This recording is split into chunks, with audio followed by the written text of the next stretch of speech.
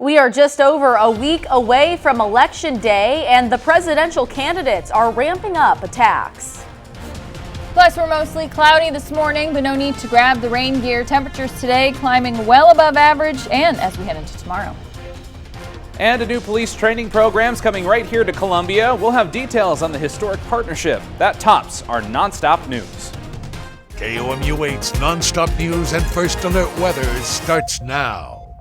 That's a live look at the White House this morning. Just 8 days to go until Election Day, and the presidential race will be in the hands of voters. The candidates are ramping up campaign events and sharpening their attacks. Vice President Harris focusing on Pennsylvania, a key state on the path to victory. Yeah, meanwhile, former President Trump rallying before a packed Madison Square Garden amid controversy surrounding other speakers. NBC's Alice Barr has the details.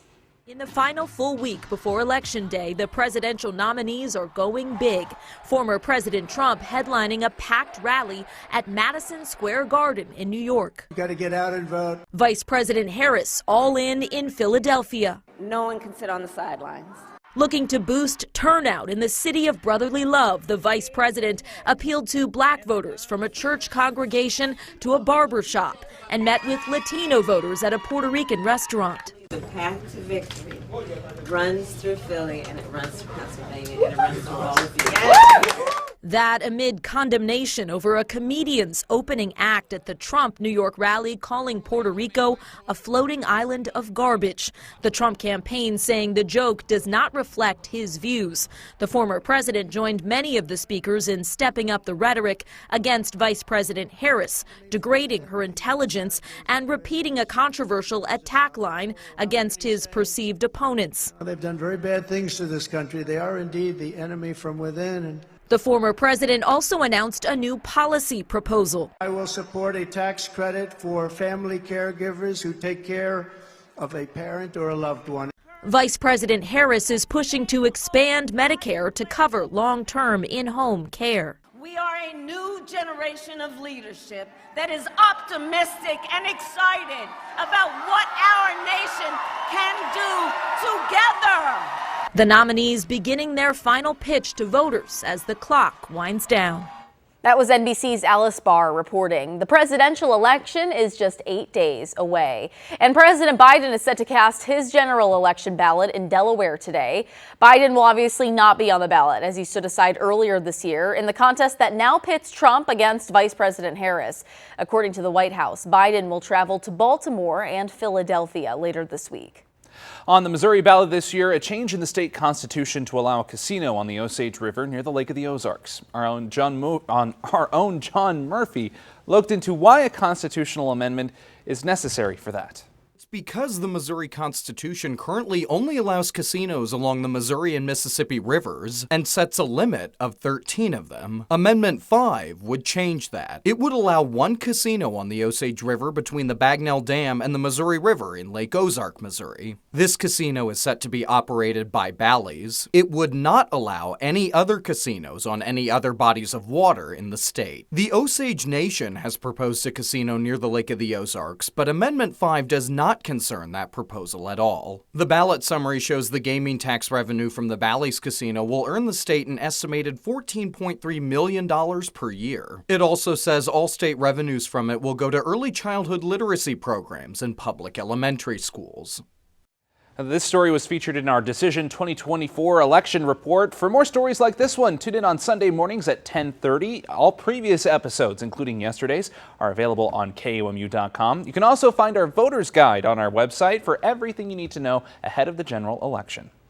The Columbia Police Department is partnering up with Lincoln University to start up a new police academy, and it opens today. KOMU 8's Ellie Compton is here in the studio to tell us more about this partnership. Hey, Ellie, good morning. Hey, good morning, Jordan and Sarah. The Columbia Police Department and Lincoln University's Law Enforcement Training Academy will begin in-house training today. This is the first time since 1826 that CPD will train officers right here in Columbia. The department's previous training was done through MU Extension. CPD believes this new partnership will help target some of the department's problem areas. A report done by the Attorney General's office shows black drivers in Missouri are stopped at a higher rate than the state's population proportion of black people. CPD aims to change this. Police Chief Jill Schluty says she felt the department's previous training made some recruits, quote, hypervigilant during traffic stops. CPD says by educating new officers directly in the station, training can be specialized to align with the city's goals. Back in February, we spoke to CPD about its staffing issues, which is something this program is also trying to target. There's roughly 8 to 9 officers that are on patrol. We should double that. That should be doubled at this point, just to be able to help with the community, attend meetings or protection. Today, the Academy is welcoming 14 new recruits. In the studio, Ellie Compton, KOMU 8 News. This morning, mostly cloudy skies out there. Temperature-wise, it's a little chilly for some of us. 52 in Columbia, 55 in Moberly, 57 in Sedalia, and 55 in Camdenton. Winds are out of the south, 10 to 15 miles an hour. That continues today and increases upwards of about 20 miles an hour with gusts up to about 35 miles an hour. So go ahead and grab that medium cup of hot coffee on this finally Monday morning. As we go through the day today, we're climbing to about 81, which is about 20 degrees above average for this time of year.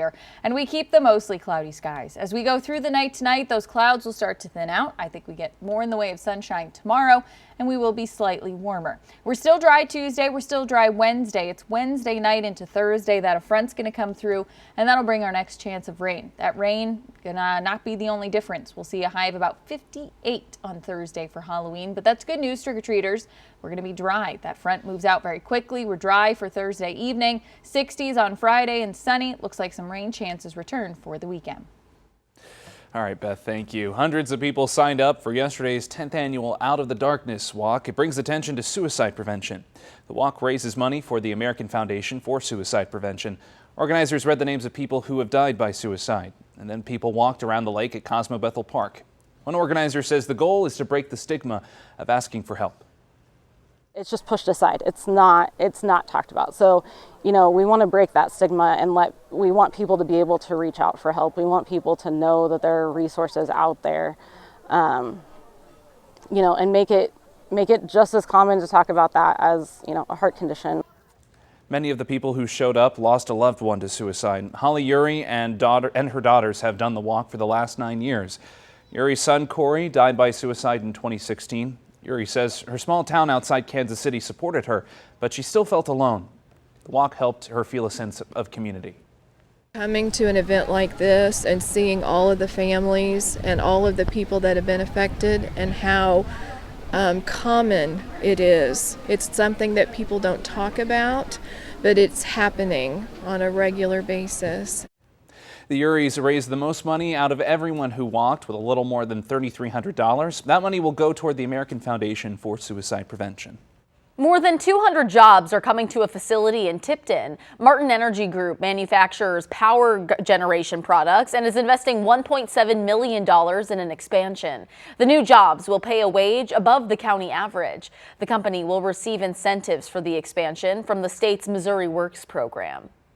An elementary school in Swedenborg, Missouri changed its name in celebration of a longtime faculty member. The school building was renamed the Claudine Wilson Learning Center back in August after its long-serving custodian. Wilson spent 32 years at the school, being much more than just a custodian. She worked as a handyman, plumber, and even a bus driver for the kids. Wilson started at the school in 1992 and officially retired last July. The Kansas City Chiefs remain the NFL's only undefeated team after a victory over the Raiders yesterday. It was a divisional showdown as the Chiefs traveled to Las Vegas. History was made as Patrick Mahomes became the fastest quarterback ever to reach 30,000 passing yards. This milestone helped the Chiefs continue their unbeaten streak, a streak that has lasted since Christmas Day of 2023. Mizzou football stays alive in the AP poll, barely, dropping to number 25 after that loss to Alabama. The Tigers dropped 4 spots, and just like the coaches poll, it's their lowest ranking of the season. Mizzou has not been unranked in the AP poll since week 4 of last season. Meanwhile, Alabama climbed to the 14th spot after defeating the Tigers. It's about winning the football game and not getting caught up with the outside noise and measurements of everybody's team.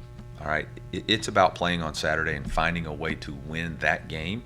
and not worrying about what the criticisms, are you going to drop in the polls, all that stuff. None of that matters. At the end of the day, you play to win the game. The Tigers aren't playing this weekend, but they'll be back on Faurot playing Oklahoma on Saturday, November 9th. Well, from Snoop Dogg at the Olympics to Hope Walls at the DNC, for some reason, disposable cameras seem to be everywhere, and the trend is on the rise on social media. According to Kodak, sales of the company's single-use disposable cameras have doubled over the last 5 years, mostly driven by millennials and Gen Z. An owner of a photo lab in California says his lab technicians process 200 to 300 disposable cameras every day. Young people now enjoy it a lot. They didn't grow up with physical prints where old people like me, that's how we saw our photos. It's the beauty of it. It's kind of like Christmas morning, opening up your photos and seeing and remembering all those little moments. Okay, people who use disposable cameras say it's about the vibe the photos create and allows them to stay more present in the moment than if they were to take photos on their phones.